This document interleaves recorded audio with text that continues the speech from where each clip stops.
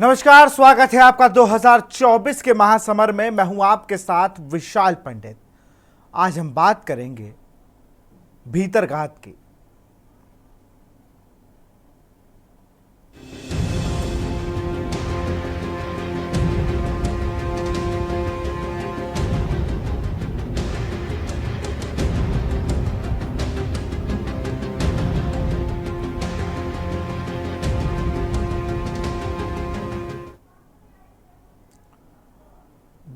तस्वीर देख के आपको लगा होगा, असमंजस की स्थिति होगी कि मोदी जी का चेहरा और नीचे भीतरघात क्यों लिखा है। देश की 543 लोकसभा सीटों में कोई प्रत्याशी अपने स्वयं के चेहरे पर चुनाव नहीं लड़ रहा। हर जगह बात हो रही है कि मोदी जी ने मुझे भेजा है। कोई अपनी क्रेडिबिलिटी देखने को या सुनने को तैयार नहीं है। आप जिससे भी बात करिए तो वो सीधे कहता है प्रधानमंत्री नरेंद्र मोदी का मैं सेवक हूं, इस देश का सेवक हूं और मुझे यहां पे भेजा गया है। लेकिन प्रधानमंत्री नरेंद्र मोदी जैसे अपने कार्यकर्ताओं से मिलते हैं जब वो वाराणसी जाते हैं या पूरे देश में जैसे जाते हैं, क्या वैसे कोई मिलता है? आप खुद देखिए, कहीं चिट्ठी वायरल हो जाती है, कहीं कोई ट्वीट कर देता है, कहीं योगी जी को आना पड़ता है, कहना पड़ता है नहीं आप इन्हें लड़ाइए। सबसे मजबूत संगठन माना जाता है भारतीय जनता पार्टी का, लेकिन जब एक देश के गृह मंत्री लगातार आपका चुनाव देख रहे हो, 13 सीटों में उलझे नजर आए, तब क्या कहा जाए। कल कानपुर में 2 घंटे बैठक करी अवध और कानपुर बुंदेलखंड क्षेत्र की 13 सीटों पर। एक तरफ सरदर्द था कि कम मतदान, दूसरी तरफ कार्यकर्ता जो इधर उधर जा रहे हैं। इन सब को कैसे देखेंगे? सिर्फ आप प्रधानमंत्री नरेंद्र मोदी के नाम पर अपने कार्यकर्ताओं से अगर दूरी बनाएंगे या कार्यकर्ता आपसे दूरी बना रहे हैं तो ये तो आपकी दिक्कत है। और ये हम नहीं कह रहे हैं, अरुण गोविल, ये जो तस्वीरें आप देख रहे हैं ना, ये बैठक की है कल कानपुर में। और ये अरुण गोविल का ट्वीट है, फुल स्क्रीन एक बार मैं चाहूंगा दिखा दिया जाए। ये वो तस्वीर है जब वो मेरठ चले गए, ये उनका ट्वीट है। उन्होंने कहा जब किसी का दोहरा चरित्र सामने आता है तो उससे अधिक स्वयं पर क्रोध आता है कि हमने ऐसे आंख बंद करके इंसान पर भरोसा किया। इसका क्या मतलब निकाला जाए? इससे क्या लगता है कि भाई किसको कह रहे हैं? और उसके बाद वोटिंग के अगले दिन वो चले गए थे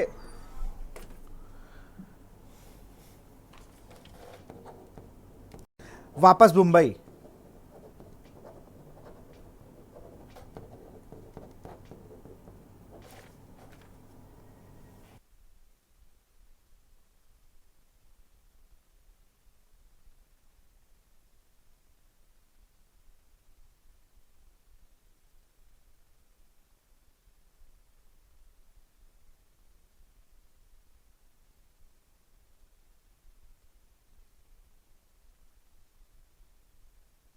अब बताइए, संगठन की बात होती है। संगठन वो चीज जो आपको बताता है चुनाव में कैसे लड़ना है, आपकी भूमिका तय करता है पार्टी में, आप कितने मजबूत हैं ये आपको बताता है। ये संगठन होता है और हर पार्टी में संगठन से ऊपर कोई नहीं। ये सब पार्टियां चीख चीख कर बताती हैं। ये ट्वीट आप देख रहे हैं ना अरुण गोविल का, ये डिलीट हो चुका है, ये डिलीट कर दिया गया। अमेठी और रायबरेली की हम बात करते हैं ना, यहां पर भी देखिए ना, डिलीट कर दिया गया ये ट्वीट।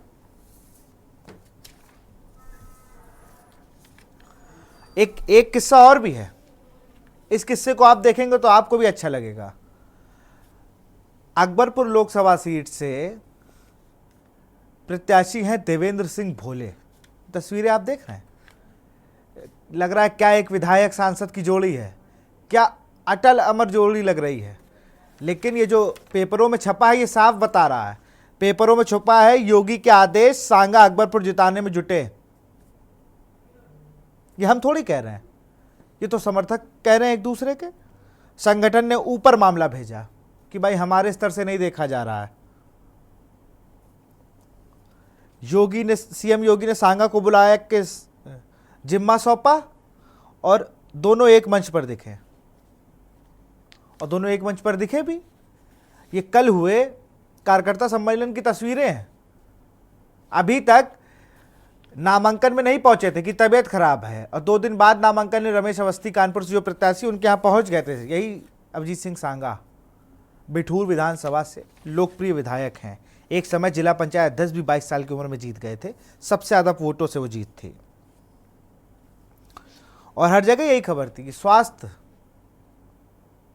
खराब था, लेकिन फिलहाल स्वास्थ्य उनका ठीक हो गया है और अब वो एक मंच पर हैं और लड़ाएंगे भी, ऐसा उन्होंने सोशल मीडिया पर भी कई पोस्टों से जाहिर किया है। प्रकाश शर्मा पिछले कुछ दिनों से यूपी की राजनीति में चर्चा का विषय बने हुए थे। आज मैं स्वयं उनसे बात करने जब उनके घर पर पहुंचा, उनकी तबीयत नहीं ठीक थी। उसके बाद भी मैंने उनसे बात करी, उन्होंने क्या कुछ कहा वो सुन लेते हैं। देश में लोकसभा चुनाव की रणभेरी भर चुकी है। 2 चरण हो गए हैं। 13 मई को कानपुर में वोटिंग है और कानपुर में भाजपा की तरफ से रमेश अवस्थी को प्रत्याशी बनाया गया है। इंडिया गठबंधन की तरफ से आलोक मिश्रा यहां पर प्रत्याशी है। भाजपा और इंडिया गठबंधन के प्रत्याशियों में एक तरीके से देखा जाए तो सीधा मुकाबला माना जा रहा है। हमसे बात करने के लिए इस पूरे लोकसभा चुनाव को किस तरीके से भाजपा के कार्यकर्ता देख रहे हैं और क्या उम्मीदें उन्हें इस बार लग रही, जो प्रधानमंत्री नरेंद्र मोदी ने 400 पार का नारा दिया है, उसको लेकर कार्यकर्ता क्या सोचा। हमारे साथ भारतीय जनता पार्टी के पूर्व कार्य समिति सदस्य, पूर्व प्रदेश उपाध्यक्ष और राष्ट्र बजरंग दल के राष्ट्रीय संयोजक प्रकाश शर्मा जी मौजूद है। सर, बहुत बहुत स्वागत है आपका के न्यूज में। बताएं, एक तरफ नारा है 400 पार का, उसको लेकर कार्यकर्ताओं में क्या एक चीज है? कई बार खबर आती है कार्यकर्ता नाराज है, फिर कार्यकर्ताओं में कि हम मिल नहीं पा रहे हैं, तमाम चीजें निकल के आ रही है और उसके बाद भी 400 पार का नारा। देखिए, ऐसा सामान्यतः चुनाव में जो परिस्थिति रहती है वो इस प्रकार की स्थितियां उत्पन्न होती हैं, हमेशा होती नहीं हैं। लेकिन भारतीय जनता पार्टी ने पिछले 6 महीने के अंदर जिस प्रकार की अपनी चुनावी रणनीति बनाई थी, पन्ना प्रमुख से लेकर के और ऊपर एक एक व्यक्ति को कैसे जोड़ा जाए, एक एक वोटर पर कैसे नज़र हो, उसको धरातल पर उतारने का अब समय आ गया और उसमें भारतीय जनता पार्टी का प्रत्येक कार्यकर्ता लगा है। पूरे देश में पिछले 10 वर्षों में जो काम हुआ है, विशेषकर उत्तर प्रदेश में भी 7-8 वर्षों में जो काम हुआ है, उसके कारण जो समाज में भारतीय जनता पार्टी की स्वीकारोक्ति बढ़ी है, उसके आधार पर हम विजय श्री के लिए आगे बढ़ रहे हैं। बात की जाए कानपुर के प्रत्याशी जो हैं रमेश अवस्थी जी, उनको लेकर काफ़ी चर्चाएं थी। पैराशूट प्रत्याशी लोग कह रहे हैं और दूसरी तरफ आपने भी एक चिट्ठी लिखी हुई थी, आपकी चिट्ठी भी बहुत वायरल थी। देखिए, मैंने जो चिट्ठी लिखी थी उसमें मैंने स्पष्ट लिखा था कि प्रत्याशी के व्यक्तिगत उससे मेरा कोई पूर्वाग्रह नहीं है। जो बात थी वो मैंने लिख दी, केंद्रीय नेतृत्व ने उसका संज्ञान लिया है। अब आगे क्या होता है इसके बारे में अभी कुछ कहना उचित नहीं है, लेकिन भारतीय जनता पार्टी यह कमल के चुनाव चिन्ह के आधार पर चुनाव लड़ रही है और अपने नेतृत्व और अपना जो परिश्रम उसने किया उसके आधार पर चुनाव लड़ रही है। 400 पार नारे को कितनी प्रबलता से आप देखते हैं? विपक्ष लगातार कह रहा है कि 400 पार कुछ नहीं है, लेकिन एक तरफ बिहार की बात करें, वहां पर भी आज प्रधानमंत्री नरेंद्र मोदी थे, अमित शाह जी थे, उन्होंने भी ये बात कही कि 400 पार है, यूपी बिहार सब हम जीत रहे हैं। देखिए, हमारे नेतृत्व ने एक लक्ष्य तय किया है, अपने हर कीमत पर उस लक्ष्य को पूरा करने के लिए प्रयत्न करना यह प्रत्येक कार्यकर्ता का काम है और अगर सद्भावना के साथ प्रयत्न होगा तो मुझे निश्चित रूप से सफलता दिखाई देती है। बहुत बहुत शुक्रिया हमसे जुड़ने के लिए, हमसे बात करने के लिए। तो ये थे प्रकाश शर्मा जी, भाजपा के वरिष्ठ नेताओं में इनकी गिनती है। इन्होंने साफ कहा कि मैं भाजपा का कार्यकर्ता हूं, जो भी आदेश मुझे दिया जाएगा उसको लेकर मैं काम करूंगा और जो 400 पार का नारा है वो शीर्ष नेतृत्व ने दे रखा है और उसी पर हम लोग काम कर रहे हैं। कानपुर से के न्यूज़ के लिए विशाल। तो सुना आपने, चिट्ठी वायरल हुई थी, तमाम बातें इनकी कही जा रही थी, लेकिन कैमरे के सामने से बसते नजर आए। संगठन का दबाव, और इन्होंने पोस्ट किया था, अगर डिलीट ना किया हो तो वो भी आपको दिखा दूंगा। उससे पहले आदेश शुक्ला जी हैं, वरिष्ठ पत्रकार हैं, बहुत बहुत स्वागत है आपका। अनीस अंसारी जी हैं, बीजेपी के नेता हैं, आपका भी बहुत बहुत स्वागत। तो मोहम्मद साजिद हैं, सपा प्रवक्ता। हम तीनों गेस्ट हमारे साथ जुड़ चुके हैं। आदेश शुक्ला जी के पास चलते हैं सीधे। आदेश जी, प्रत्याशी क्यों परेशान है इतना बेचारे? और प्रत्याशी ज़्यादा तो कार्यकर्ता परेशान है, किसी को भी संगठन भेज देता है और फिर संगठन की बात मानते हुए चुनाव लड़ाना पड़ता है। फिर आखिरी में होता क्या है, इस उदासीनता की ओर थोड़ा कार्यकर्ता बढ़ जाता है, बेचारा वोट डालने नहीं निकलता है। फिर भाजपा का विरोध यही है, भाजपा से कार्यकर्ताओं का, क्यों वोट डालने नहीं जाते हैं।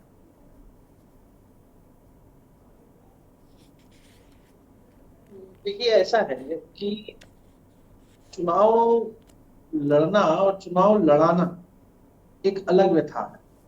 मुझे लगता है कि जो भी पार्टी है वो इस चीज को जानती है कि अगर हम किसी लोकल आदमी को देंगे, बात समझिएगा, जैसे कानपुर सीट की आप बात कर रहे हैं, किसी लोकल आदमी को देंगे तो वो दो बड़े नेताओं के बीच में एक सिस्टम क्लैश करेगा।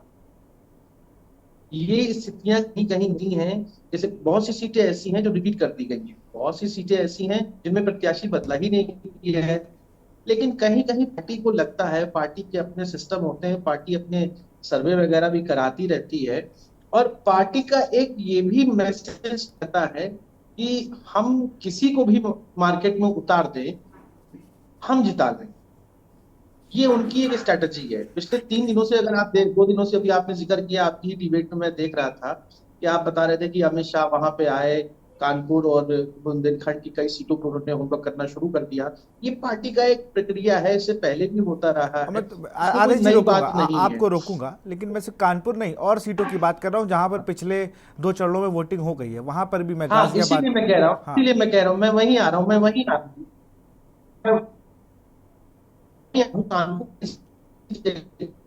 वहां पे मीटिंग करना और लोगों को समझाना, जहां कोई दिक्कतें हैं उनको सॉर्ट आउट किया जाता है, ये है। दूसरी एक चीज सबसे बड़ी ये देखिए कि अभी अमित शाह का प्रोग्राम हुआ है और प्रधानमंत्री का प्रोग्राम कानपुर में लग गया, जैसी मुझे जानकारी है अभी तक, कि पीएम का भी प्रोग्राम लग गया है। ऐसा नहीं कि पीएम जो है बनारस में नहीं लगाते हैं अपना प्रोग्राम, कानपुर में उनका प्रोग्राम लगा है, रैली नहीं लगी, प्रोग्राम लगा है। रैली होती है या ऐसे ही बैठक वगैरह, मीटिंग वगैरह होती है, तो ये एक देखने की चीज है। और रही बात, दूसरी बात सबसे बड़ी इंपॉर्टेंट चीज है कि अभी तक जिस तरीके का माहौल बना हुआ है कि वोटिंग परसेंटेज कम जा रहा है, और जैसे इस बार फर्स्ट फेज और सेकंड फेज में आप देखिए थोड़ा वोटिंग परसेंटेज गिरा है, तो हम लोग का आकलन तो हमेशा से यही रहता है कि जिसका परसेंटेज गिरता है तो सरकार को कोई खास फर्क नहीं पड़ता। जब वोटिंग परसेंटेज ज्यादा हो जाता है, इसका मतलब ये होता है कि सरकार चेंज की स्थिति में आ रही होती है, जैसा कि हर बार होता है। दूसरी ये बहुत पुरानी एक है, जब से मैं जर्नलिज्म कर रहा हूं, जब भी चुनाव आता है तो ये देखा गया, जिस राज्य में जहां पर भी अगर वोटिंग परसेंटेज अब कर गया तो ये समझ लीजिए सरकार गई, जो भी मौजूदा सरकार है। और अगर परसेंटेज कम है तो इसका मतलब है कि जो है सरकार स्थिर रहती है। अब ये देखना एक अलग बात है कि कानपुर से जो प्रत्याशी बनाए गए हैं, भाई मैं तो एज ए जर्नलिस्ट होने के नाते मैं ये जानता हूं कि वो जर्नलिस्ट रहे हैं। और विशाल जी, आप भी थोड़ी मेहनत करिए तो हो सकता है जर्नलिस्ट होने के नाते आप भी कभी किसी पार्टी से हम लोग को भी दिखाई जाएंगे भाई, कि एक प्रत्याशी होगी उसके बाद सांसद हो जाए। भाई मैं तो उनकी तरफ से सपोर्ट इसलिए करता हूं, मैं उनको जानता नहीं हूं, लेकिन मैं सपोर्टर उनका सिर्फ इसलिए हूं कि वो जर्नलिस्ट हैं। तो क्या हमारे मतलब डिबेट जर्नलिस्ट लोगों के बीच में से कुछ दिनों में क्या भारत में इसी उद्देश्य से डिबेट दिखेगी कि डिबेट से टिकट तक का सफर होगा? सफर हो तो वो एक अलग बात होगी, लेकिन आप ये देखिए वो तो कभी डिबेट में भी नहीं बैठते थे। आप बात समझिए, उनको मैंने कभी डिबेट में भी नहीं देखा। एक सहारा से मैं उनको जान रहा हूँ, सहारा में वो रिपोर्टिंग करते थे और वो मुख्य यहाँ लखनऊ भी आते रहते थे, मुलाकात होती रहती थी, लेकिन कोई ये नहीं जानता था कि इसमें बाजी कौन मार ले जाएगा। आप बात समझिए, आप यहाँ की जो कानपुर की सीट है वो बड़ी प्रॉम्प्ट सीट है भाई। प्रॉम्प्ट सीटों में कौन सी सीटें हैं? 10 सीटें हैं, लखनऊ, कानपुर, आपका रायबरेली, अमेठी, मैनपुरी, इटावा, यही सब सीटें हैं। अब आप सोचिए, एक जर्नलिस्ट अगर टिकट पा जाता है तो मैं तो भाई ये कहूंगा कि भाई उसको तो जनता अपना समर्थन दे। ये एक अलग बात है, कैसे भी होता है। और मैं उनके तो लगता है कि हाँ, ठीक है, वो अगर राजनीति में आए हैं, और राजनीति में ऐसे लोगों को आना भी जरूरी है। कि कुछ अलग होता है। जैसे गणेश शंकर विद्यार्थी रहे, बहुत से लोग आए राजनीति से ही, क्या कहते हैं, जर्नलिज्म से भी आए, तो ऐसे लोगों को भी रहना चाहिए। कोई जरूरी नहीं है कि एक परंपरागत सिस्टम से ही चीजें चलती रहें। ठीक है, वो वहां का कुछ ना कुछ उनका सिस्टम होगा, चीजें होगी, कुछ तो उनका बेस होगा, तभी तो उनको इतनी बड़ी पार्टी ने वहां से टिकट उतारा है। दूसरी चीज आइए, आपने अभी देखा होगा, इंडिया का जो वहां पे प्रत्याशी है, इंडिया गठबंधन के जो प्रत्याशी हैं, अभी मैं उनका वीडियो देख रहा था 2-3 दिन पहले कि अमिताभ तुम आओगे नहीं तो जो है हम्म। अरे नामांकन भाई, नहीं करेंगे। देखा था आपने? आदेश जी, इस वीडियो का कोई मतलब मुझे लगता है कोई तरीका वो है नहीं, क्योंकि वो मालूम क्या था कि इंडिया अलायंस के दो प्रत्याशियों का जुलूस था, नामांकन जुलूस, और उसमें एक का उठवा के वो दूसरे को उठवाने चले गए थे, क्योंकि सेम विधानसभा में दो से ही दोनों उठने थे। इस वजह से थोड़ा कोऑर्डिनेशन में दिक्कत हुई उस वीडियो का, क्योंकि मैं वहां मौजूद था इसलिए मुझे पता है। मैं वहां पे प्रत्याशी को नहीं, मेरा ये मानना है कि कानपुर सीट का इलेक्शन जो है वो मजेदार है। अच्छा, आगे मेरठ उसका वाले एक के लिए नहीं कारण कह है, रहे हैं आप उसका एक कारण, यहाँ पर आपने पत्रकार बिरादरी, हमारी बिरादरी से एक प्रत्याशी है तो उसके लिए आप कहने लगे, लेकिन आप मेरठ सीट के लिए नहीं कह रहे हैं। अरुण गोविल ने जो ट्वीट किया फिर डिलीट किया। अरुण गोविल ने जो किया वो गलत किया है, सीधी सी बात है। एक चीज और ये देखिए कि आप यहाँ भी सीटों का जो सीट, कानपुर सीट है, उसमें सीट में आप देखिए, आप यहाँ भी 2-3 सीटें विधानसभा की समाजवादी की पार्टी के पास है, प्लस समाजवादी पार्टी प्लस आपका इंडिया गठबंधन, और कानपुर बेस जो है अगर देखा जाए तो बीजेपी और कांग्रेस के वोटर वहां पे अच्छे खासे हैं। मुझे लगता है कि कांग्रेस का तो फाइट जो होगी, जो इलेक्शन होगा, जो गर्मी है आपके इलेक्शन की, वो माहौल आप लोग को पूरा दिखाई देगा। बिल्कुल, उम्मीद तो हमें भी यही है कि पूरा एक माहौल दिखाई दे। हम सीधे रुख करते हैं अब हमारे सपा के जो प्रवक्ता हैं साजिद भाई का। साजिद भाई, बहुत बहुत स्वागत है आपका फिर से एक बार के न्यूज़ में। चाय आय पी लिया आपने, अब बताइए संगठन को लेकर जो ये सब बातें आ रही हैं सामने भारतीय जनता पार्टी की तरफ से, इसको लेकर क्या कहेंगे? देखिए, जब भारतीय जनता पार्टी की कोई नीति नहीं है इस और चुनाव हार रहे हैं, उनका जनता में काफी विरोध है।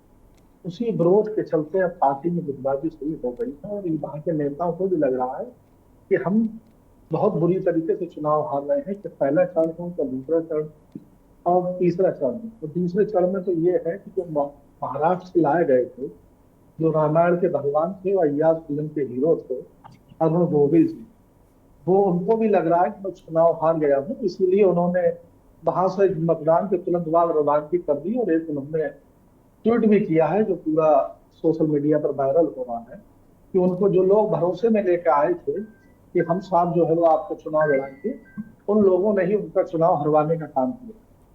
तो भाजपा में ये कानपुर ही नहीं है, फतेहपुर सीकरी में भी उनका विरोध है, गुटबाजी है। और बरेली में तो ये आलम था उनका कि यहाँ से भाजपा ने एक पूर्व मंत्री है छत्रपाल सिंह को टिकट दिया और वो बिल्कुल रुआंसू हो गए और उन्होंने टिकट वापस करने तक की बात कर दी कि मेरा टिकट, मैं मुझे मेरा बहुत विरोध है और यहाँ के लोग मुझे चुनाव नहीं लड़ा रहे थे पार्टी के, और मैं टिकट वापस कर दूँ। तो ये आलम यही का नहीं है, हरियाणा में उनका महाविरोध है, गुजरात में तो टिकट वापस कर दिया, कलकत्ता में भी उनके प्रत्याशियों ने टिकट वापस कर दिया। तो उनका ये हालत पूरे देश में है, जनता भी विरोध कर रही है और अब उनकी पार्टी में भी एक दूसरे का विरोध कर रहे हैं। और इस पहले से, जो पहले चरण में सबसे अधिक सीटें हारे, उससे भी अधिक दूसरे चरण में हारे, जो 88 सीटों में चुनाव हुआ है, और यूपी में तो लगभग जो है साफ हो चुके हैं। तो अब जो है वो भाजपा को जनता नकार चुकी है, क्योंकि ये किसी मुद्दे पर भी जनता से जो इन्होंने वायदे किए थे कोई भी पूरा नहीं किया है। केवल ये लोगों को भटकाने का, लड़ाने का, कि केवल बांटने का, केवल इनके पास जो है वो मुद्दे हैं, इसके अलावा इनके पास कोई विकास के मुद्दे नहीं है। 10 साल में ये नहीं बता पा रहे कि हमने 10 साल में क्या किया। 10 साल में केवल वही इनको हिंदू मुसलमान पाकिस्तान इन सब बातों के अलावा और कुछ नहीं है। अब तो वो माननीय भी है जो कहने लगे हैं कि साहब जो है मंगलसूत्र, अब बताइए मंगलसूत्र कौन छीन रहा है? मंगलसूत्र आप छीन रहे हैं। ये एनसीआरबी के रिकॉर्ड है कि 405 लोग प्रतिदिन आत्महत्याएं कर रहे हैं किसान। बॉर्डर पर जो है आतंकी घटनाएं 83% बढ़ चुकी हैं। जब 2013 में सैनिक हेमराज की गर्दन काटकर आतंकी ले गए थे और एक और उनके साथी सैनिक थे, तो माननीय ने कहा था कि साहब हम एक के बदले 100 करके लाएंगे। पता चला वो अफगानिस्तान से उड़े तो लोग समझे शायद अब पाकिस्तान गए तो कुछ बड़ा करेंगे, लेकिन पाकिस्तान में बैठ के उन्होंने बिरयानी खाई पीएम नवाज शरीफ जी के यहाँ, और उसके बाद हिंदुस्तान चले आए। अच्छा, ये तो इनसे बिरयानी आप ये आपको कहते पता है, आप कुछ है, साथ करते तो नहीं कुछ गए है। थे? हाँ, आप कैसे कह जी। सकते हैं बिरयानी खाई? अरे पाकिस्तान में जाने का और क्या था, शादी में गए ऐसा थे थोड़ी है। पाकिस्तान से वहां। संबंध है इनके। अरे पाकिस्तान, अरे वो ये तो पाकिस्तान से सीधे बात हुई थी इनकी, वो तो जैसा ये वो तो बता रहे हैं। संबंध किसके हैं आपको मालूम है, सबको मालूम है किसके संबंध है। संबंध छिपे थोड़ी है। आप तो कह रहे थे कि हम लोग, और नोटबंदी इन्होंने की, एक वो भी बहुत बड़ा स्कैंडल है, एक बहुत बड़ा घोटाला है दुनिया का, और उसके बाद इलेक्ट्रल बॉन्ड है। नोटबंदी में कह रहे थे साहब आतंकवाद खत्म हो जाएगा, करप्शन खत्म हो जाएगा। करप्शन का आलम यह है कि और बढ़ गया है करप्शन। आप अभी एक वो रिपोर्ट आई है, उसमें हिंदुस्तान में करप्शन बढ़ गया है। सीएनबीसी के इन्होंने आंकड़े देने बंद कर दिए हैं। भ्रष्टाचार का आलम यह है कि इन्होंने, चंदा लेना बुरी बात नहीं है, लेकिन इन्होंने वसूली अभियान शुरू कर दिया है।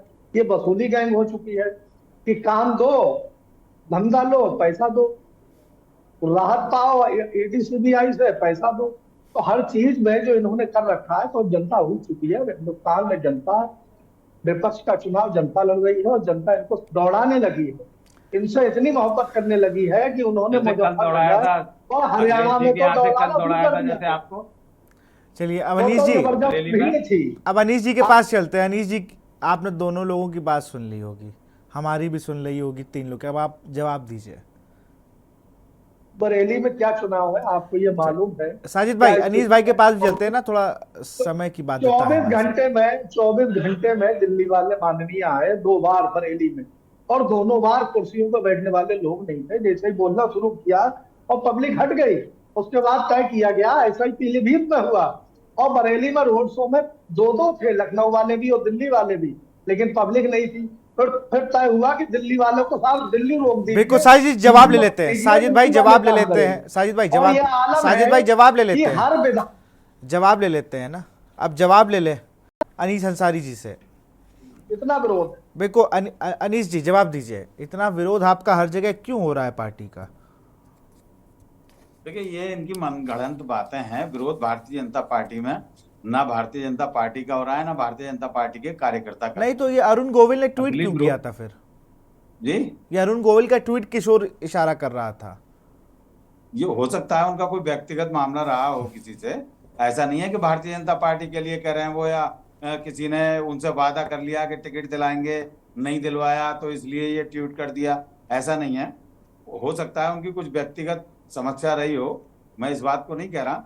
बाकी रही बात कांग्रेस की, सपा की, इनको सब जग जाहिर है। अभी बरेली में हाल ही में अभी सपा प्रवक्ता बता रहे थे, सपा के बहुत बड़े प्रवक्ता यहाँ पर रहे हैं, मुस्लिम समाज से आते हैं। कल उनको धक्के मार के अखिलेश जी के मंच से नीचे उतारा गया बरेली में।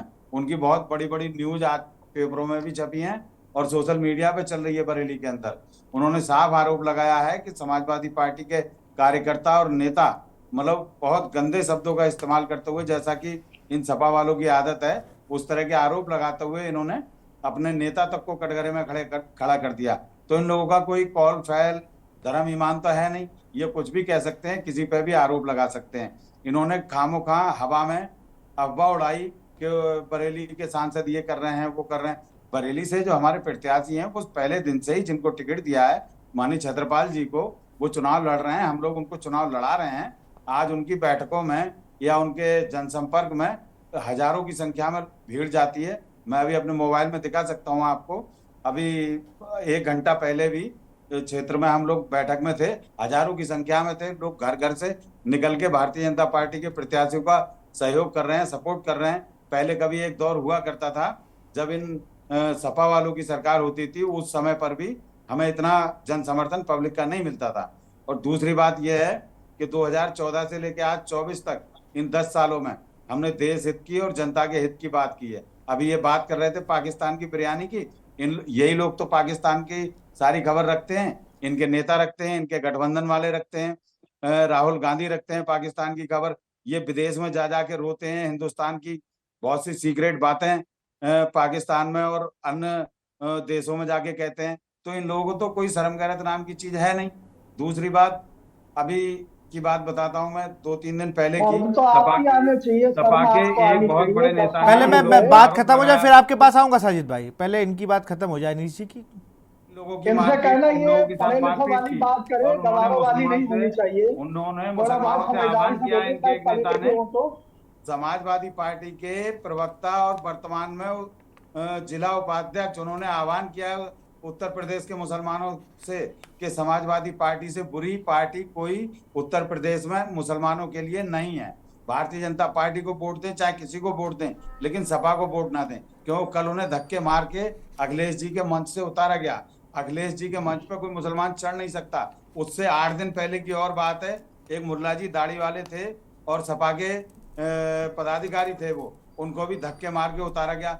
इन लोगों के यहाँ यही चीज चलती है और आरोप लगाते हैं। ये खिसियानी बिल्ली खंभा नोचने वाली बात करते हैं सपा के लोग और कांग्रेस के लोग। इन लोगों को दिख रहा है पहले चरण में ये हो गया, अरे ईवीएम में क्या तुम घुसे हो? तुम्हें पता है कि वो जीत गया, वो हार गया। 2014 में क्या था? 2014 में टोटल पूरे भारतवर्ष का मीडिया भी ये कहता था कि भारतीय जनता पार्टी कहीं है ही नहीं, विपक्ष के लायक भी नहीं है, ये नहीं है। पूर्ण बहुमत से, प्रचंड बहुमत से सरकार बनी। 19 में हमारी सरकार बनी। अभी 2022 के चुनाव में, विधानसभा चुनाव में वोट पड़ी हमारी ईवीएम में, पब्लिक ने वोट दी हमें और रखवाली कर रहे थे ये सपा वाले। ओवर कॉन्फिडेंस में आ जाते हैं, अपनी गुंडई दिखाते हैं ये लोग। इसके अलावा इनके पास कोई चारा तो है नहीं। अब ये इनके पास प्रत्याशी भी आयातित है, ये सपा के प्रत्याशी को नहीं लड़ा रहे। सपा वाले बरेली में सपा के प्रत्याशी को नहीं लड़ा रहे, कांग्रेस से आयातित प्रत्याशी को ये लोग चुनाव लड़ा रहे हैं। वो तो उनका गठबंधन है, वो तो आपस में लड़ा सकते हैं। इन लोगों की तो आदत है, इन लोगों की आदत है इनकी- किसी पे भी आरोप लगा देना। इनकी बुद्धि कम हो गई है, इसलिए कुछ भी बोल सकते हैं, बोलने दीजिए ना। नहीं, विचारधारा की लड़ाई होती है राजनीति में, विचारधारा के अरे साथ। इंडिया गठबंधन का हिस्सा है। आप लोगों की उनकी बात विचारधारा अच्छी समाजवादी नहीं है। पार्टी से कैंट से चुनाव लड़ी है, विचारधारा आपकी है। आपने टिकट दिया हो ना, उनका विरोध नहीं हुआ क्या? अभी आपके सपा वालों ने विरोध किया? 2022 में अरे विधानसभा टिकट का तो चुनाव विरोध लड़ी। सबकी जगह हो रहा है, कहीं एक जगह नहीं। अभी देखिए, वैसे मैं 10 सीटें गिना सकता हूं जहां पर प्रत्याशियों का विरोध है। अलीगढ़ सतीश गौतम मौजूदा सांसद है, फिर से प्रत्याशी बनाए गए, उनका विरोध है। बूथ अध्यक्ष आके कह रहा है मीडिया वालों से कि मैंने सपा को वोट दिया, मुझे सतीश गौतम नहीं चाहिए था, तो विरोध है। अब मेरठ में अरुण गोविल लोगों से कह रहे डोंट टच मी। ये तो बातें हैं कि जब मैं चुनाव जीतूंगा तब विकास की बात करूंगा, तो ये तो चल रहा है ना। ये तो विरोध तो हर जगह है, कहाँ विरोध नहीं है। ये न्यूज शायद आप तक ना पहुंची हो। कल यहाँ पर अखिलेश यादव के मंच के नीचे सपाइयों ने धरना दिया है, उसकी वीडियो तमाम आज वायरल हो रही हैं, मैं भेजूंगा आपको। बिल्कुल भेजिए। समाजवादी पार्टी के राष्ट्रीय अध्यक्ष जी के मंच पे सभी समाजों के लोगों का नेतृत्व दिया गया था, वहां सभी लोग बैठे थे। और जो धरने पे बैठे थे वो भी बताइए ना, जो धरने पे बैठे थे आपके सफाई, कोई धरने पे नहीं सुन बैठे लेते थे। अनीश भाई, उनकी बात खत्म हो जाने दीजिए। कोई मेरे ना पास कोई है, आप पूरी जैसे डिबेट है, लोग, पूरी भाजपा के लोग एक पूरी दो डिबेट आदमियों को है। भेज देते हैं, आपके एक भाजपा के पदाधिकारी लोग पूरे एक दो चैनल में आदमियों कहा को है। भेज देते हैं। वो इतना बड़ा कार्यक्रम था, उसकी भीड़ से घबरा चुके थे आप लोग, भारतीय जनता पार्टी हाँ। घबरा गई थी 10% और भाजपा की बुरी तरीके से हार गई नहीं बनी थी कल, वो देखा वो था तो सबने। आप देखिए कि जो दिल्ली वाले और लखनऊ वाले जो साहब आते हैं, उनकी तो जैसे ही बोलना शुरू करते हैं भीड़ गायब हो जाती है, लोग नहीं तो देखते ही आपके नहीं। जो टोटी वाले साहब उसकी आते हार से हैं, घबरा उनके रहे पीछे हैं। तो 100 में से 10 गली लोग खड़े नहीं होते। टोटी वाले लखनऊ साहब के वाले लिए भी 10 लोग साहब खड़े नहीं होते। लखनऊ वाले साहब तो गली गली मोहल्ले मोहल्ले मीटिंग कर रहे हैं। ये आलम है, इतना विरोध क्यों है ना करें? ये आपका। भारतीय जनता पार्टी के संस्कार है कि मीरगंज हर किसी होगा से वोट उसको। मांगने का अधिकार है हमारा। नहीं, आदेश जी, फाइनल कमेंट आपसे लूंगा, फिर डिबेट को क्लोज करूंगा। अखिलेश यादव का ताज़ा बयान है, आगरा में अभी वो पत्रकारों से बातचीत कर रहे थे। उन्होंने कहा कि अगर ये गवर्नमेंट बनी फिर से एनडीए की, तो आरक्षण खत्म हो जाएगा।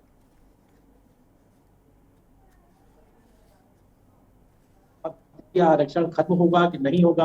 अभी अभी प्रधानमंत्री नरेंद्र मोदी को मैं देख रहा था, एक वीडियो देख रहा था, उन्होंने कहा कि SC OBC और SC ST सबसे ज्यादा सांसद जो है हमारे चुन के आते हैं। तो विपक्ष अलग कह रहा है कि आरक्षण खत्म कर देंगे, आरक्षण खत्म कर देंगे। बोले हम तो आरक्षण नहीं खत्म कर रहे हैं।